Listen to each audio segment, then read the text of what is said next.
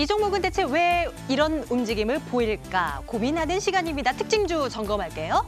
첫 번째로는 보일러 시장 살피겠습니다. 경동나비엔 보겠습니다. 우리 아빠는 지구를 지켜요 라는 광고 캐치프레이즈로 뜬금없이 유명세를 탄 기업이죠. 오늘 주가도 뜬금없이 튀어오르고 있습니다. 북미 시장에서 판 키우고 있다는 소식은 이 진작부터 알고 있는 내용이고 이제는 국내 시장요. 국내 시장에는 사실 보일러 시장이 저가형 보일러가 좀 지배를 하고 있는 그런 상황인데 이것이 고가형 콘덴싱 보일러로 바뀔 것이다라는 기대감이 몰립니다. 주가 9% 넘는 상승 기록하고요. 48,950원 현재가 형성하고 있습니다.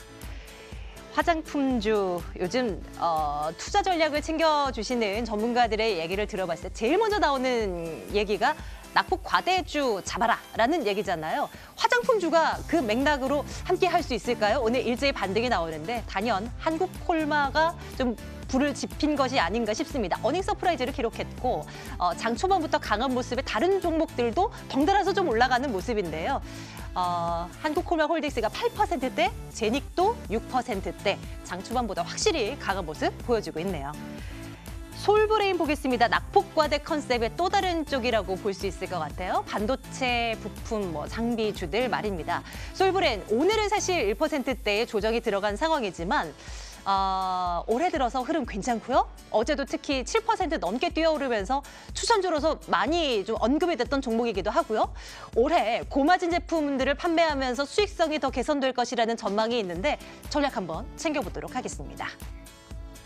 이번엔 급락주를 한번 살펴볼게요. 오늘 7% 급락, 그리고 4거래일 연속의 하락세가 이어지고 있는 JST나를 살펴보도록 하겠습니다. 남북 경협주로 엮이면서 얼마나 많은 관심을 모았었던 종목이에요. 근데 1월 한 달간 80% 가까운 급등 장세를 펼쳤고 이런 가운데 이달 들어서는 급락을 보인다. 그 속내를 살펴봤더니 오너 일가가 최근 120억 원 규모의 주식을 팔아치웠다는 소식이 전해집니다. 또 JST나 이 회사가 스스로 갖고 있는 이 자사주를 매도한다라는 소식, 한 자사주 보유 지분 50% 이상을 매도 처분하겠다는 공시를 내놓은 바 있고요. 무슨 일이 일어나고 있는 것일까요? 브랜드 자금을 마련하기 위함이 목적이다라고 얘기는 하고 있지만 무언가 수상한 움직임 추적해 보도록 하겠습니다. 이 종목도요. 오늘 오전 차바이오텍이 이 포털 사이트 실시간 검색어 1위에 올라 있었습니다. 지금도 한 상위권에 이름을 올려놓고 있는 것 같아요. 상장 폐지될지도 모른다는 루머가 돌면서 이 증권가 정보지, 소위 찌라시가 돌면서 투자자들의 심리가 공포심으로 도배가 됐습니다. 장중한테 20% 이상의 폭락 장세를 펼쳤습니다. 지금은 낙폭을 많이 줄이긴 했습니다만 7% 하락. 어떻게 봐야 될까요? 챙겨보도록 하겠습니다. 라벨 인베스트먼트 송병주 전문가와 함께 하는 날입니다. 전문가님 어서 오세요. 네, 안녕하세요. 예, 안녕하세요. 네. 차바이오텍 먼저 볼게요. 네. 오늘 이 차바이오텍 종목 게시판이 난리가 났더라고요. 맞습니다. 주가 폭락하는데 왜 이런가 하는 생각에 저도 함께 찾아봤는데 뒤늦게 나온 얘기들이 루머, 각종 루머 돌았다 이런 얘기들이라고요. 바이오주들은 왜 이렇게 루머가 휩싸이기 쉬울까요? 뉴스와 함께 얘기도 좀 전해주세요. 사실 이게 차바이오텍 같은 케이스가 대응하기가 개인 투자자분들 그리고 일반 투자자분들이 대응하기가 상당히 어려운 게 장중에 마이너스 20% 갈 때까지도 사실 공시라든가 특별한 뉴스, 그러니까 확정적인 이런 이야기들이 없이 이렇게 급락을 하다 보니까 매도가 매도를 부르는 현상, 그러니까 투매가 지속되는 현상들이 나타날 수밖에 없거든요. 근데 지금 화면 한번 띄워주시면은 오늘 외국인들은 좀 소폭 매도를 했습니다만은 기관, 네. 그러니까 특히나 이제 보험 쪽에서 한 80억 정도 매수를 하고 있는 부분들인데 사실 이제 기관계 쪽에서 이제 보험의 매수가 그렇게 큰 인상을 주지는 않습니다만은 우리가 생각해야 될 부분들이 과거에 우리가 얼마 전이죠. 바이오로메드 사태만 본다고 하더라도 상당히 좀 유사한 흐름들 보여주고 있지 않을까 싶네요. 아래 꼬리. 그렇죠. 이제 바이오로메드 같은 경우에도 네. 1월 23일 날, 그러니까 실적 발표 전인데요. 이번에 바이오로메드가 매출액이 30억 미달이면은 관리 종목으로 지정이 된다 이런 루머가 퍼지면서 장중한 때 10%까지 하락을 나타냈지만 결국은 아래 꼬리를 길게 달고 8%나 반등을 하면서 마감을 했고 그 다음 날부터 해서 최근까지도 주가가 크게 반등을 해서 10% 이상 가장 상승을 했다라는 겁니다. 차바이오텍도 마찬가지로 내부자 또는 이제 관련된 정보를 받으신 분들 아니고서는 차바이오텍의 작년 4분기 실적이 어떻게 나올지 모르겠습니다만은 이 개별 실적 상으로는 이번 그러니까 작년 4분기에 영업이익이 흑자로 나타날 것이다라는 전망들이 많이 나타나고 있어요. 왜냐? 이 차바이오텍의 이런 이 줄기세포 관련된 매출보다는 지금 캐시카우 역할을 하고 있는 차병원 쪽이 이제 우리나라뿐만 아니라 미국 쪽에서도 진출을 하면서 꾸준한 매출을 좀 창출을 하고 있거든요. 전체 매출의 한 50%를 좀 차지하고 있고, 그리고 이제 재대열 보관 서비스도 같이 하면서 여기에 대해서 조금 이 R&D 비용에 대한 충당을 조금 이 차병원이라든가 재대열 사업이 좀 하고 있다라고 좀 보시면 좋을 것 같아요. 근데 우리가 중요한 부분들이 이 차바이오텍은 줄기세포 관련된 연구 개발하고 있는 기업인데 네. 얼마 전에 이제 파미셀 그리고 네이처셀 사태만 본다고 하면은 이 줄기세포 치료제라는 거는 상당히 개발하기가 어려운 학문이에요. 그러니까 아직까지 우리나라 제약 바이오 기업 중에서 줄기세포로 뭔가 엄청난 이런 결과들을 나타낸 기업이 없기 때문에 투자자분들이 정말 줄기세포 차바이오텍은 할 수 있을까라는 신뢰감은 많이 떨어졌다라는 겁니다. 그렇다면 우리가 제약 바이오 기업들을 투자를 할 때는 과연 아직까지 보여주지 못한 이런 줄기세포 관련주들을 우리가 공격적으로 매수하기보다는 차라리 파이프라인 좀 확인된 HLB라던가 또는 뭐 셀트리온 삼형제라던가 그리고 뭐 제넥신, HLB 뭐 이런 기업들을 투자를 하는 게 조금 더 안정적이고 전략적이지 않을까 이런 좀 의견을 좀 덧붙여서 드리고 싶고요. 그래서 차바이오텍이 오늘 아래꼬리를 길게 달아줬기 때문에 만약 내일장에서 흐름도 이와 같이 그 바이로메드와 같이 유지를 한다고 하면은 추가적인 상승은 충분히 가능하겠습니다만은 제가 봤을 때는 기술적으로는 우리가 좀 베팅해볼 만하다. 하지만 여기에 대해서 우리가 가치 투자 관점에서 봤을 때는 앞에서 말씀드렸던 이런 줄기세포와 같은 이 불확실성이 앞에 좀 두고 있기 때문에 공격적인 가치 투자는 조금 쉽지 않겠다라는 의견까지 드리면서 글쎄요라는 의견 드리도록 하겠습니다.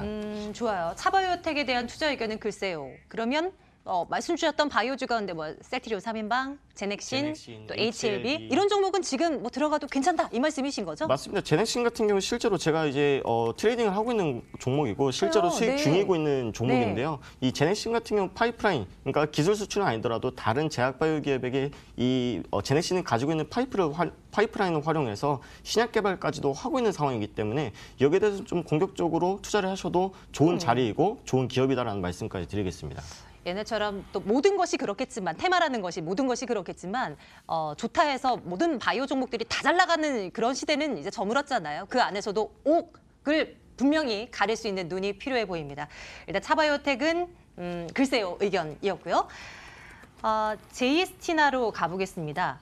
자사주 매각 이슈, 오너 일가의 그 주식 처분 이런 뉴스들이 전해지면서 또 이 급락을 더해가고 있는 상황인데요. 네. 남북 경협주로서 얼마나 또 관심을 많이 모았습니까? 이런 와중에 자사주 매도 처분이라니요. 어떻게 이해를 하면 될까요? 회사 측에서는 그냥 운영자금 마련을 위해서 이거 처분하는 것일 뿐이다라고 하는데 네. 이거 그대로 그냥 믿으면 되는 건가요? 이번 12일 날 발표한 JST나의 제가 실적 공시를 한번 보여드리면요. 영업이익이 전년 동기에서 한 1000% 이상 하락을 했거든요. 제가 한번 보여드리겠습니다. 이번 4분기 실적이 전년 동기에서 1000% 정도 감소가 됐다는 거는 이 주력 사업인 주얼리 사업이 그렇게 우리가 생각한 것처럼 잘 이루어지고 있지 않다라는 부분들이거든요. 근데 JST나 입장에서는 신사업을 하기 위해서 자금을 조달하기 위해서 매각을 한 거다라고 좀 발표를 했는데 네. 정말 제가 이 JST나의 오너라고 생각을 했을 때는 정말 제가 하고 있는 사업 그리고 네. 제가 운영하고 있는 기업이 자신 있다 그러면은 굳이 매각을 하기보다는 다른 데서 이제 자금 수여를 받을 수도 있겠죠. 뭐 삼자배중 유상증자라든가 뭐 일반 뭐 유상증자라든가 실시를 하면서 자금 충당을 좀 할 수도 있을 텐데 굳이 실적 공시 직전에 매각을 한 이유가 뭘까? 그리고 12일 날 만약에 이런 공시를 우리가 예측을 하진 못하죠. 1000% 이상 영업이익이 감소할 것이다. 그리고 대주주가 매각을 할 것이다. 이런 것들은 우리가 내부자 정보 아니고서는 알 수 있는 방법이 거의 없기 때문에 그렇죠. 우리가 이거를 매도를 못했다 그런 거는 사실 투자자분들의 잘못은 아니에요. 근데 이런 악재 공시가 나왔음에도 불구하고 그 다음날 매도를 하지 못한 부분들은 사실 좀 대응이 너무 아쉽다. 이렇게 좀 볼 수가 있을 것 같아요. 우리가 저번 주에 오르비텍이랑 우진이라는 기업 볼 때도 좀 말씀드렸어요. 남북 경협주들 같은 경우는 원자대체주요? 그렇죠. 네. 이 남북 경협주들 같은 경우는 아직까지 눈에 띄게 뭐 보여준 건 없잖아요. 맞아요. 그리고 이미 많이 알려진 재료고 작년에 이미 100%에서 200% 상승세를 보여줬었던 섹터가 바로 남북 경협주였기 때문에 과거와 같은 상승세를 보여주기는 상당히 좀 제한적이고 수익을 줄 땐 좀 챙겨 나가는 전략이 맞지 않을까 이런 의견을 드렸었는데요. 1분기 같은 경우는 우리가 상패 시즌이라 그럽니다. 뭐 JST나가 상패를 당한다 이런 이야기를 드리는 건 아닌데 작년에 4분기 그리고 작년 동안에 이런 매출액이라던가 영업이익을 종합을 해서 거래소에서 뭐 관리 종목을 지정한다던가 또는 상장 폐지 실시 심사를 해야 되는 그런 기업들을 좀 선정을 하기 때문에 우리가 정말 펀더멘탈에 대해서는 조금 1분기에는 좀 조심히 좀 면밀히 따져보고 투자를 해야 되는 종목들이지 않을까라고 좀 볼 수가 있을 것 같고 GST나 지금 월봉을 보면은 이미 매도 시그널은 나왔습니다. 이 500원짜리 주식이 과거 이제 남북경협주 그리고 이제 개성공단 관련주를 엮이면서 네. 한 20배 정도 상승을 했거든요. 그러면서 이제 월봉상 헤드앤숄더 차트를 만들고 이미 매도 시그널이 나왔기 때문에 저는 추가적인 하락까지도 예상이 되기 때문에 지금이라도 어느 정도는 좀 현금화를 하고 나중에 이제 기술적인 반등이 나타났을 때 조금씩 매도를 하시는 전략으로 대응을 하신 게 좋겠다는 말씀까지 드리도록 하겠습니다. 투자 의견 도장을 3가지 중에 하나 꼽아서 찍어야 되는데 나빠요, 가나요? 일단 끼가 있는 종목이기 때문에 기술적 반등까지는 가능하다. 그래서 이제 보유자분들에 한해서 네. 이제 기술적 반등이 나타났을 때 그때 정리하시는 방향으로 그래서 글쎄요라는 의견을 좀 드리도록 하겠습니다. 네, JST나 살펴봅니다. 한 종목만 더 볼게요. 솔브레인 보겠습니다. 오늘은 사실 그렇게 탄력적이지는 않지만 그래도 올해 들어서 나쁘지는 않은 그리고 관심이 분명 쏠리고 있는 그런 쪽에 있는 종목입니다. 솔브레인. 수익성이 올해 개선될 것이라고 하는데 이 종목도 좀 분석을 해주세요. 네, 솔브레인뿐만 아니라 어제 이제 반도체 장비 업종들 그리고 이제 웨이퍼 관련 업종들이 상당히 이제 강한 상승세를 보여줬었죠. 테스 같은 경우에는 어제 상한가까지 도달을 했는데요. 맞아요. 네. 결국엔 이걸 본다라고 했을 때 반도체 업종이 우리가 우려했던 것들 그리고 시장에서 좀 안 좋다라고 얘기했던 것보다는 그나마 그렇게 나쁘진 않구나라는 저가 매수세가 좀 많이 유입이 되고 있다라고 좀 보시면 좋을 것 같아요. 물론 이제 제가 반도체에 대한 이야기들 이 시간을 통해서 상당히 많이 말씀을 드렸습니다. 물론 이제 공급 과잉에 대한 우려 때문에 D램이라든가 낸드 가격은 떨어지고 있는 것은 분명하다. 하지만 수요는 꾸준히 증가하고 있기 때문에 여기에 대한 공급은 충분히 잘 이루어지고 있을 것이고 그 D램이라든가 낸드에 대한 가격이 어느 정도 안정화된다면은 반도체 업종에 대해서는 실적에 대해서는 우리가 크게 걱정할 필요가 없다라고 좀 말씀을 드렸거든요. 이 솔브레인 같은 경우에는 뭐 삼성전자, SK하이닉스를 주 고객사로 두고 있고 또 디스플레이 관련해서 LG 디스플레이를 고객사로 두고 있습니다. 여기다가 이제 시가격이라는 것들을 납품을 하고 있는데요. 반도체가 계속적으로 이제 좀 작아지고 있어요. 좀 기술력이 좀 높아지고 있는데 과거에는 이제 3세대 반도체라 그래서 48단 공정을 합니다.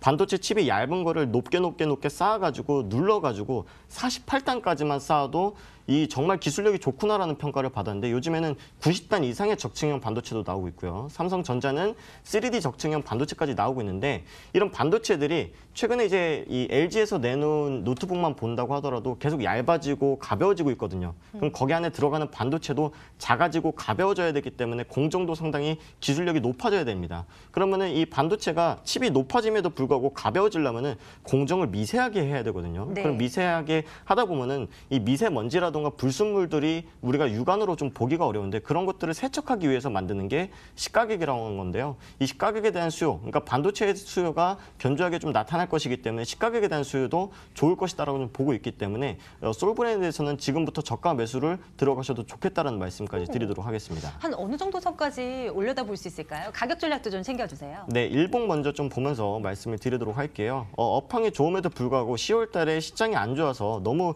과도한 하락이 나타났었는데 지금 기술적으로 봤을 때 역 헤드앤숄더 차트를 만들어지고 있습니다. 지금부터 분할 매수를 들어간다면은 저는 아주 보수적으로 본다 그래도 5만 원 초반대까지만 이 조정이 나타날 것이다라고 좀 보고 있고 만약에 이제 5만 원을 터치했을 때는 과거의 상승세를 좀 보여줬었던 6만 원대까지도 충분히 상승 여력이 있고 월봉상 본다라고 하면은 제가 과거에 이제 수소차 테마주들 날아가기 전에 한호 시스템에 대해서도 강조를 많이 드렸거든요. 네. 이 한호 시스템의 월봉 차트는 상당히 유사합니다. 오, 그래요? 그러니까 2007년부터 해서 꾸준한 성장을 나타내고 있는 기업이 그렇게 흔치가 않습니다. 그러니까 솔브레인 같은 경우에는 고객사를 삼성전자라든가 SK하이닉스 이런 우량 기업들을 등에 업고서 성장을 하고 있는 기업이기 때문에 네. 우리가 장기 투자 관점에서 그리고 단기 트레이딩 관점에서도 모두 좋다라는 의견까지 드리도록 하겠습니다. 차트에 그림 그려주신 저 라인, 저 윗선까지 올라갈 수 있으면 얼마나 좋을까 싶네요. 저는 충분히 가능하다고 봅니다.